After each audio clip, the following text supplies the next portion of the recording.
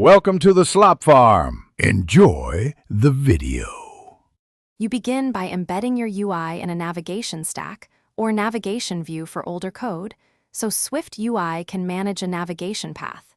Use navigation link to declare destinations directly in the view.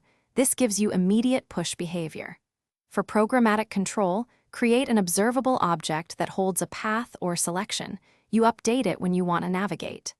Once done, the framework animates transitions and preserves back behavior.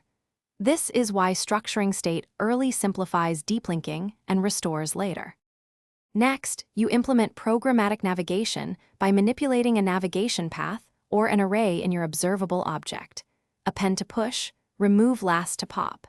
Use navigation destination modifiers to register view builders for concrete types and bind selection with tags when using enums or ID.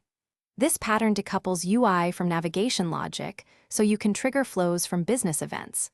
Once bound, deep links convert incoming URLs into path elements, and you update the path, making transitions predictable and testable. Finally, you wire up completion and cleanup. Ensure views remove themselves from the path when done and handle sheet or modal dismissal consistently. Make sure to test back button behavior and navigate from backgrounded states so the user returns where expected.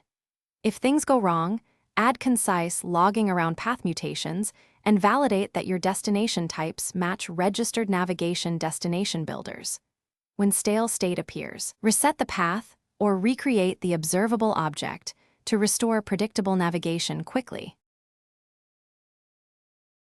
Thanks for watching. Consider subscribing if we helped you today.